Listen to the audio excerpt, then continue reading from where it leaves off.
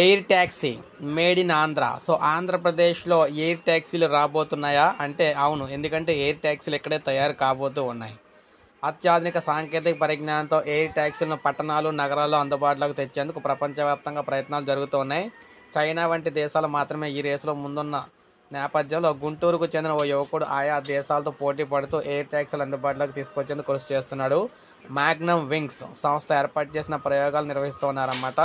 2019 నుంచి ప్రయోగాలు అయితే జరుగుతూ ఉన్నాయన్నమాట. ఏపీలోని గుంటూరుకు చెందిన చావా పాక అభిరామ్ మేము అక్కడ అమెరికాలో రోబోటిక్స్ ఇంజనీరింగ్ మాస్టర్స్ పూర్తి చేశాడు. మన దేశంలోని ఏదైనా సంస్థ ఏర్పాటు చేయాలన్న ఉద్దేశంతో ఇక్కడికైతే వచ్చేసారు.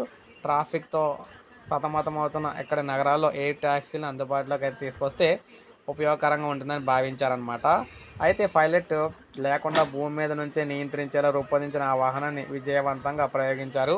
పైలట్ లేని ఈ వాహనాలకు డీజీసీఏ అనుమతించదు కాబట్టి పైలట్ కూడా ఉండేలా 2 సీట్లు 3 సీట్లతో ఎయిర్ ట్యాక్సీలు తయారు చేస్తున్నారు. పూర్తిగా దేశీయ ఉపకరణాలతోనే ప్రాజెక్టులు చేస్తున్నారు. 2 సీట్లలో కూడిన ఎయిర్ ట్యాక్సీని రూపొందించి V2 అని పేరు అయితే పెట్టారు. దీని ప్రయోగం విజయవంతం కావడంతో రెండో వెర్షన్ తయారీలో అయితే నిమగ్నమయ్యారు.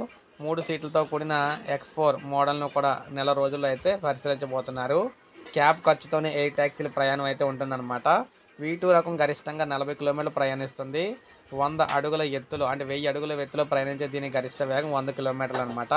X4 ఎయిర్ ట్యాక్సీ 300 కిలోమీటర్ల దూరాన్ని 20,000 అడుగుల ఎత్తులో 300 కిలోమీటర్ల వేగంతో అంటే గంటకి 300 కిలోమీటర్ల వేగంతో ప్రయాణిస్తుంది. దూర ప్రాంతాలకు ఇదైతే ఉపకరిస్తుంది. మార్కెట్లోకి వచ్చేటప్పటికి V2 మోడల్ ధర 2 కోట్లు, X4 ధర ఏమో 8 కోట్లు ఉండొచ్చని అభిరామ్ అయితే చెప్పారు. క్యాబ్ ఖర్చుతోనే ఎయిర్ ట్యాక్సీలో ప్రయాణం అందుబాటులోకి తీసుకురావాలనేది మా లక్ష్యం అని చెప్తున్నారు. తమ వాహనాలు బ్యాటరీ సహాయంతో నడుస్తాయని, ఆకాశ మార్గంలో దూరం తక్కువగా ఉండటం వల్ల నిర్వహణ ఖర్చు పెద్దగా ఉండదని చెప్పారన్నమాట. సో ఈ విధంగా మనం చూసుకుంటే ప్రజెంట్ మన దేశంలో బెంగళూరు, చెన్నై తదితర నగరాల్లో కూడా ఎయిర్ ట్యాక్సీలపై ప్రయోగాలు జరుగుతూ ఉన్నాయి. ఎయిర్ ట్యాక్సీ పాలసీ ఇంకా డ్రాఫ్టింగ్ దశలోనే ఉంది. విధి విధానాలు అందుబాటులోకి వస్తే అనుమతులు అయితే ప్రక్రియ ప్రారంభమవుతుంది. తదనంతరం వీటిని అందుబాటులోకి తీసుకురావడానికి వీలవుతుంది. ఈ మొత్తం ప్రక్రియ పూర్తి కావడానికి 3 ఏళ్ల సమయం పడుతుందని చెప్తున్నారు.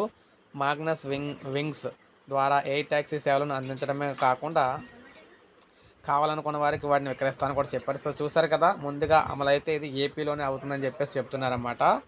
ఆ విధంగాన సో ఎయిర్ ట్యాక్సీలు అయితే రాబోతూ ఉన్నాయి ఏపీలోని.